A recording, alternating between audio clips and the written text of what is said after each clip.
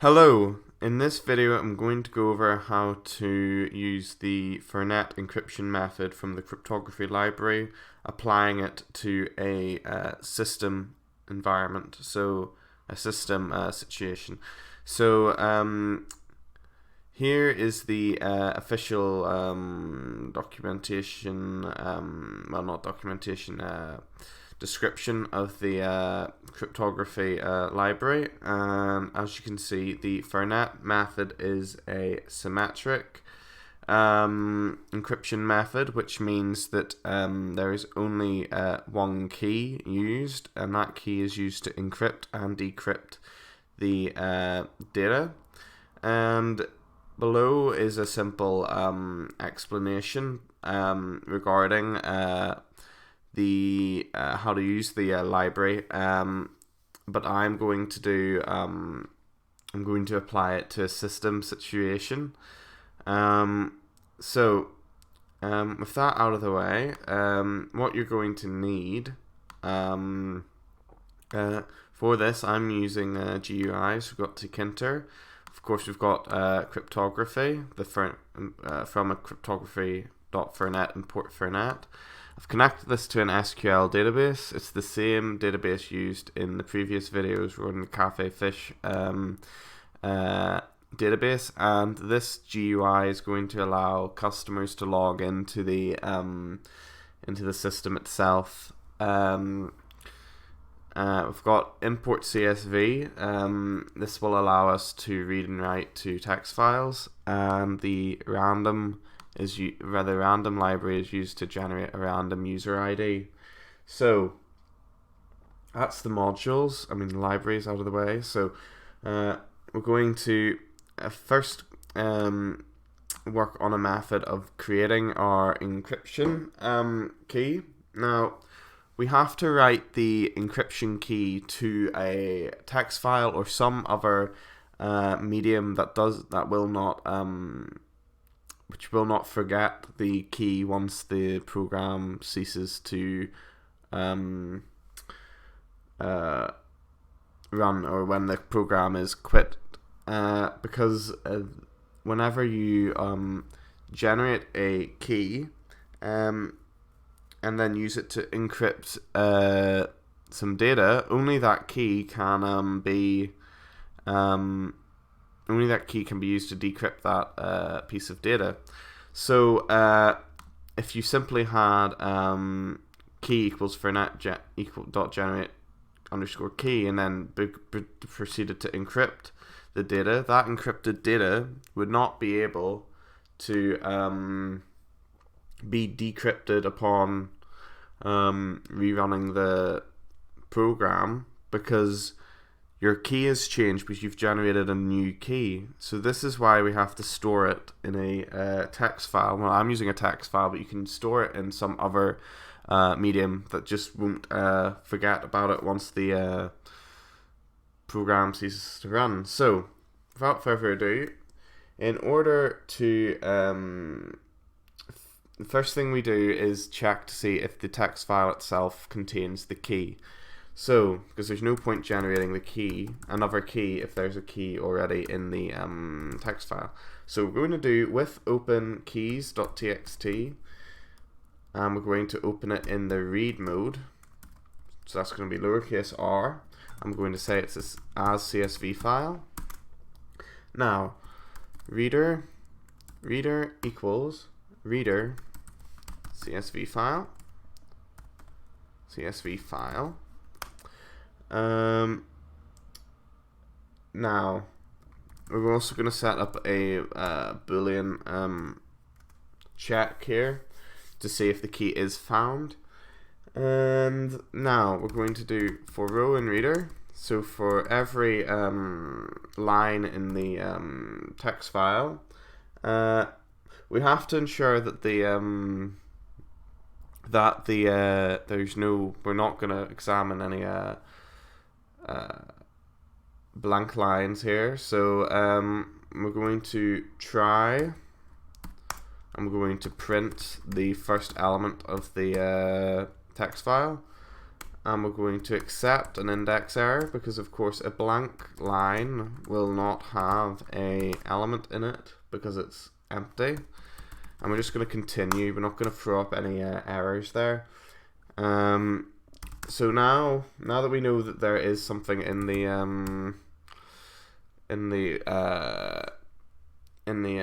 line itself, we're going to do if the length of row, if the length of the first row is greater than 4, then key found equals 1. And we're going to make the key variable set to the key. Now, you're probably wondering why have we got this length check here. So I'm going to write this text file as a CSV dictionary, essentially. So it's going to look slightly better than simply just writing the key itself into the text file. You can do that yourselves if you would like to just write it simply, but I find it a little bit more readable if you've got a header for the key itself, so that the user or the whoever's examining it can discern what's being stored. I know that the text file itself has keys.txt as its title, but just to make it 100% crystal clear what's being stored there, because you'll see that the key itself from the Fernet, when it's generated, is quite long and quite confusing, because this sort of encryption is very, very strong. Even though it's symmetric, it's a very strong symmetric algorithm. So, okay, so I just did else pass there because we're just going to ignore anything that's less than four characters. So if key found equals 0, so if we haven't found the key, then there is no key in the text file. So we're going to have to generate a key. So we're going to do key equals, and then we're going to do Fernet dot generate key, not pass any parameters in there. And then CSV file dot close, just to ensure that the CSV file is closed from the opening and reading of it. Now, so we've made this key. If there is no key in the text file, we've now generated the key. So if there was no key found, in the text file, we're going to have to write this key to the text file itself. So we're going to do with OpenKeystxt, comma, and then in write mode, and we're going to take it as CSV file. And this is the bit where you may want to skip if it's if you don't want to have a heading for your text file. But essentially what we're doing here is we're setting the header of the we're setting the headers. In this case, there's only going to be one column in the in the CSV file. So we've only got one header. So in that list, we've only got key in our headers list, and then we're going to do writer equals CSV dot dict writer, and then we're going to pass in CSV file. And we're going to pass in the field names, and we're just going to set that as headers. Okay, so we're going to write that header, and now we're going to write our key. So writer dot write row. Now, here we go. So we've got to do a curved bracket, then not a square bracket, a curly bracket. So normal bracket, curly bracket. Then we're going to do key. Okay, and then semicolon. I mean, just colon, because a semicolon would be different. So key dot decode, and we're going to set it as UTF-8 as our encoding mode, and then we're going to do CSV file dot close. So what's this UTF-8 about? Well, in order to write the key to the text file, it needs to be converted into this UTF-8 format. So that's why we've got that there. So we've done CSV file.close. Right, so if there was no key in the text file, we've generated one and written it to the text file. And if there was a key in the text file, we're going to we've now obtained the key. So our key is going to be equal to Fernet.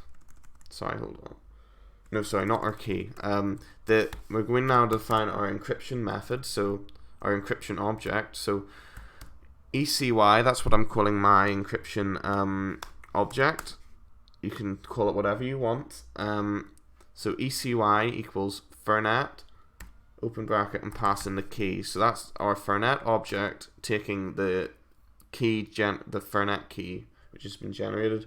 We're just going to do CSV file.close here, just to ensure that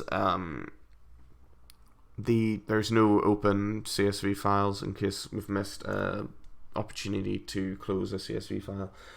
Okay, so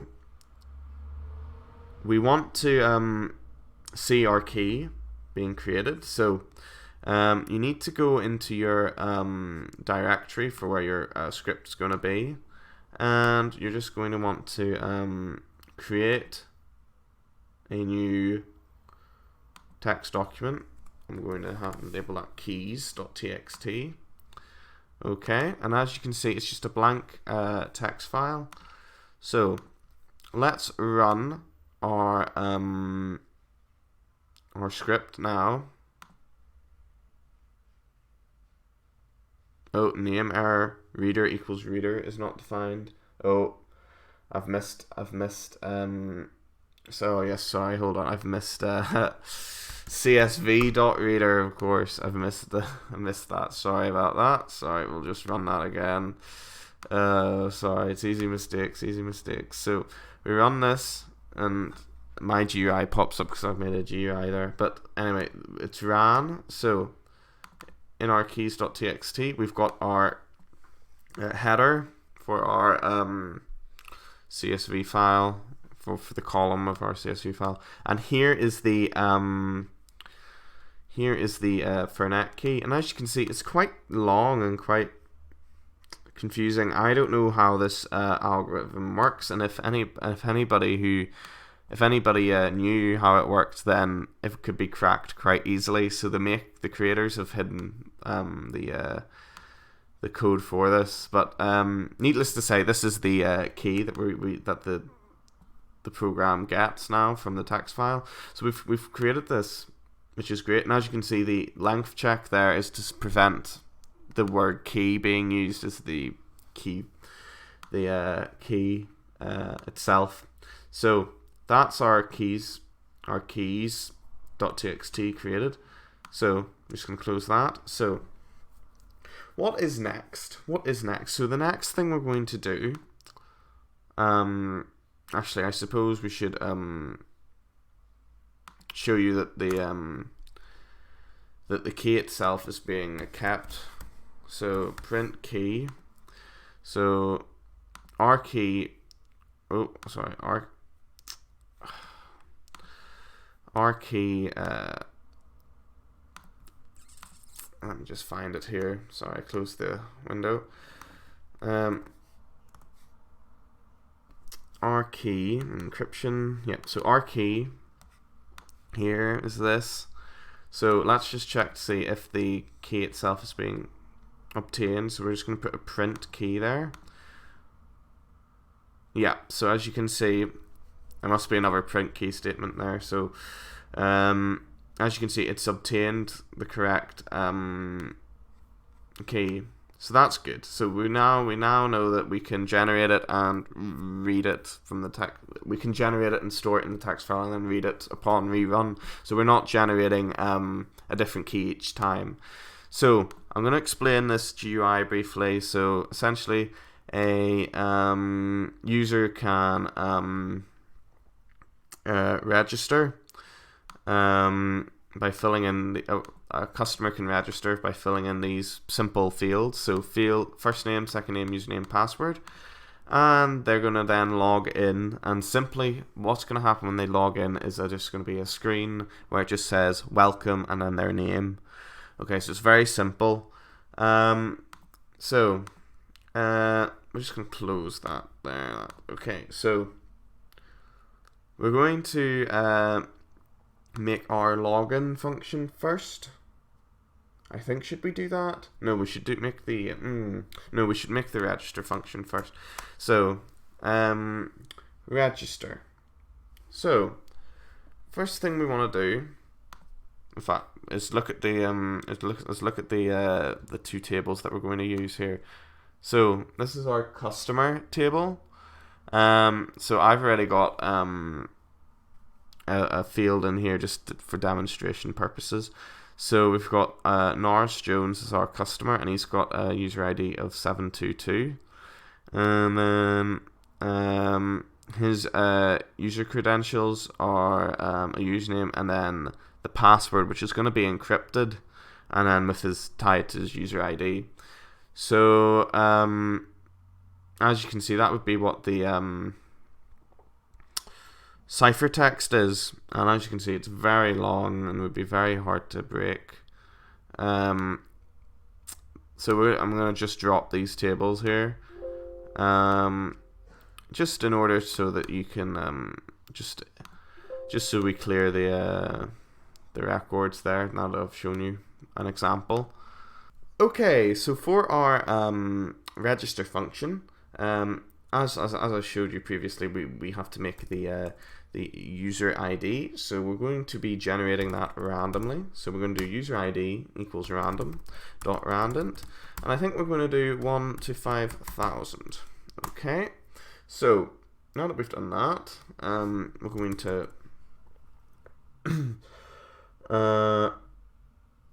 to make our SQL statement here. So user insert, that's what I'm going to call it. We're going to do insert into user credentials. Okay, and then we're going to do username, comma, password, comma, user ID, and then bracket that, values, and since there's three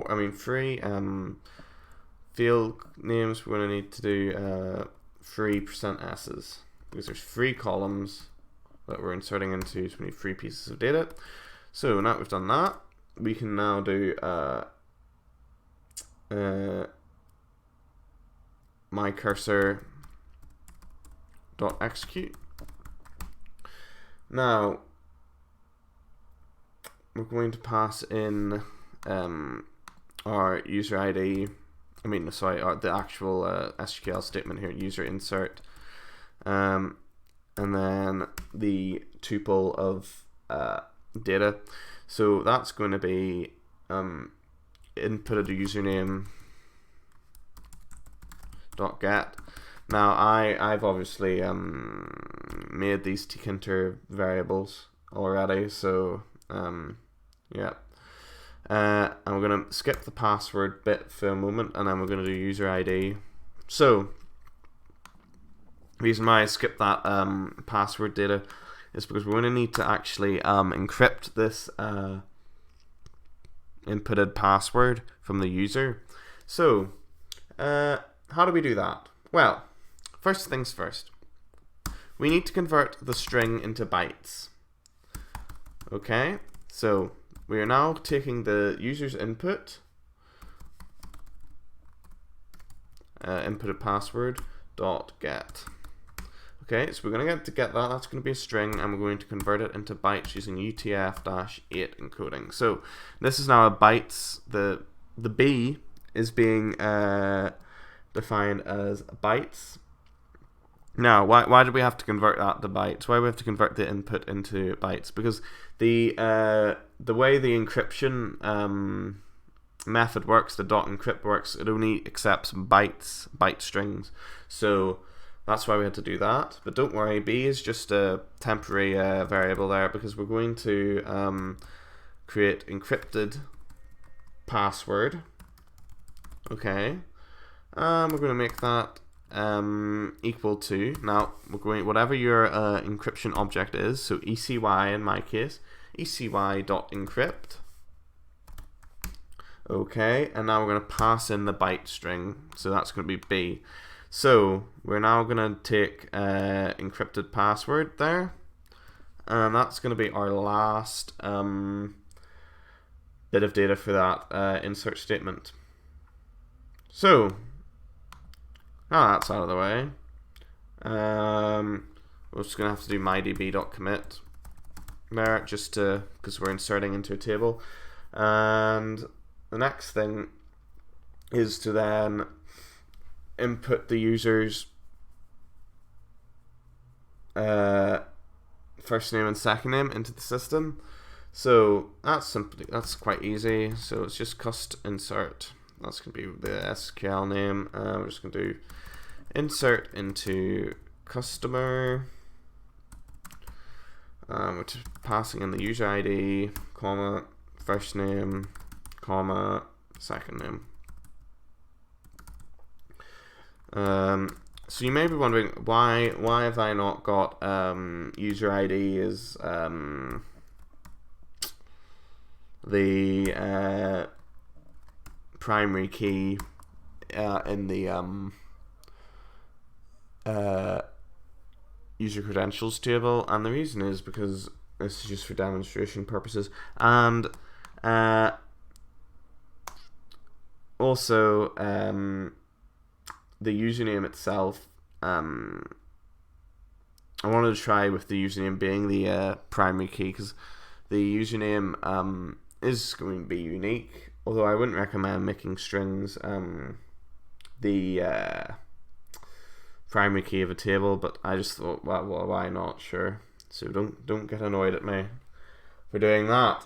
Anyway, right, so we've now done our insert statement. So anyway, right, so now we're going to do mycursor.execute, and since we're not encrypting any of this data, so we can simply just do cust insert, and then the user ID, and then inputted first name dot get, and then inputted second name dot get.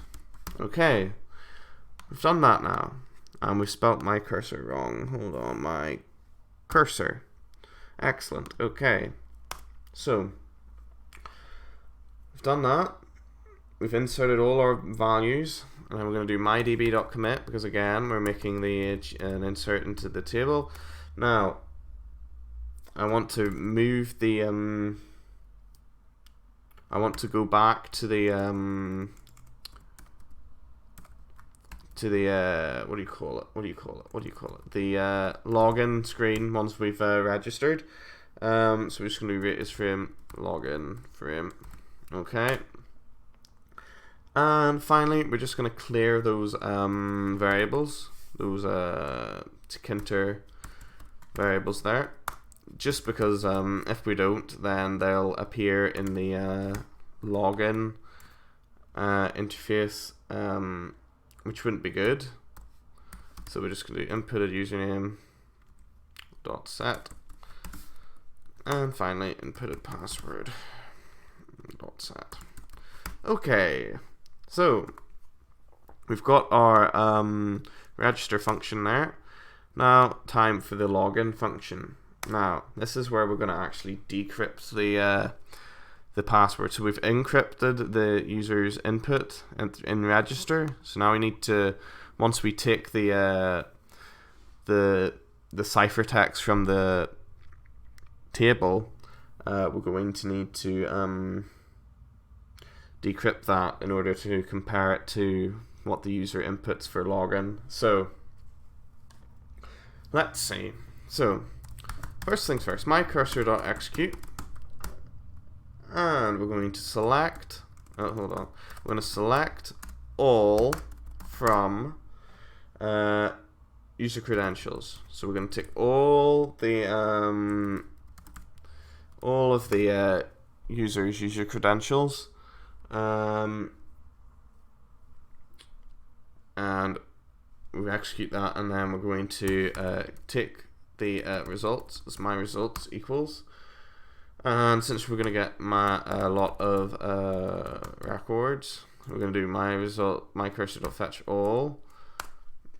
Okay, so we've done that now, and we're going to do for record in my results.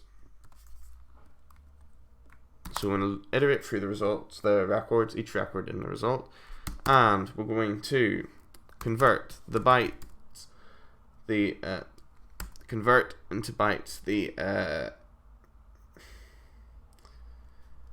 the first record in the table. Not the first record, the second element in the record list, which I do believe is the not the pass, but the password, the ciphertext essentially.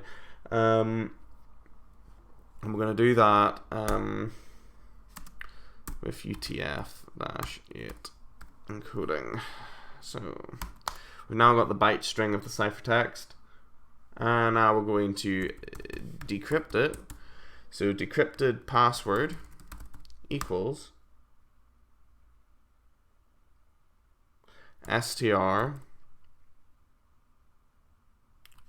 So it's going to be a string. We're going to cast this as a string, ecy.decrypt b. So we take the bytes version of the ciphertext stored in the table, in the SQL table, and we're going to convert it into a string and decrypt. Well, no, we're going to convert it into bytes first, and then we're going to take that ciphertext, we're going to decrypt it using the Fernet encryption object, which we defined previously, and we're going to cast that whole thing as a string. Okay, so as a result of converting a byte string to a normal string, there's a little bit at the end with a b apostrophe, that which denotes to Python that it is a bytes variable when it's a bytes data type. But since now it's in a string, we don't need that little prefix there. So we're going to remove it. And how we're going to remove it? Well, we're going to remove it by doing decrypted password equals, I'm going to say decrypted password, and since it's now a string, we can now use string methods on it. So we're going to do strip it. We're going to strip it, and we're going to strip it of its b apostrophe. Okay, we've done that now. So we're going to print. Now we're going to print the decrypted password, just to show you that we have got the password itself decrypted. I'm going to say print password here. Now, just to show you that the decryption has occurred, of course, in the in your real system, probably you would remove those print statements. But anyway, now we're just going to do the check. So if inputted password.get equals decrypted password and inputted username dot get equals record square bracket 0, which contains the username. Didn't put some colon there, right? Yep. So we're just saying if the password matches and the username matches, we're going to need to get the data of the user,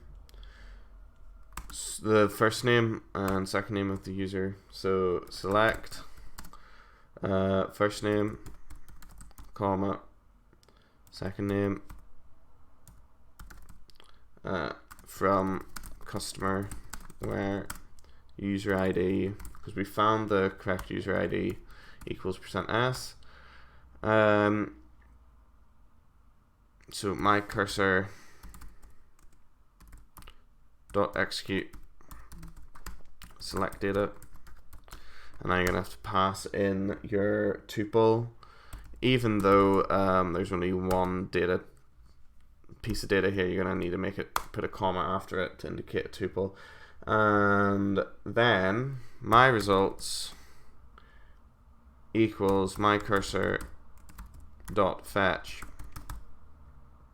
1, because we've only got one record. There should only really be one record, because the username and password shouldn't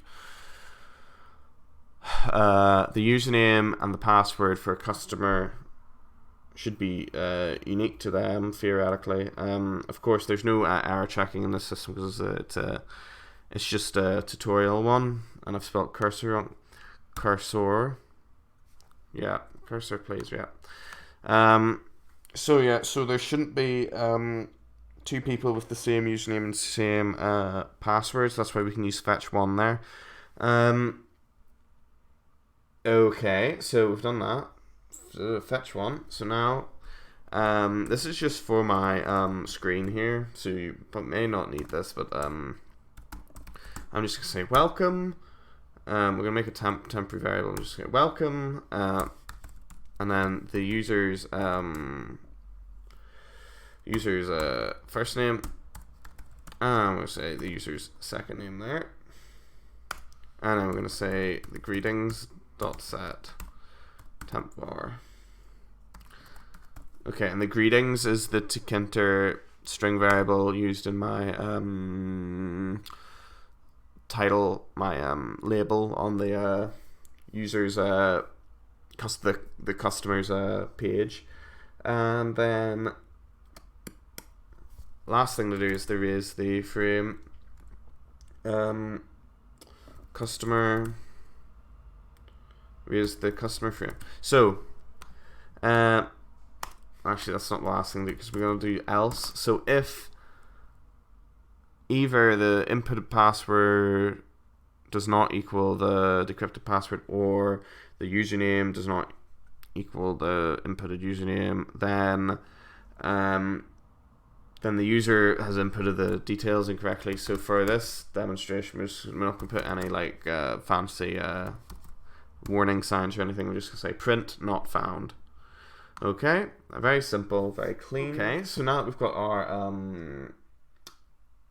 our two functions done, we're going to have a look at the system in operation. So we're going to run the script, and as you can see, we've got our lovely system here, and we've got our Fernet encryption. It's still the same one we generated the first time, because of course it's getting it from the text file. Now let's register somebody. Let's register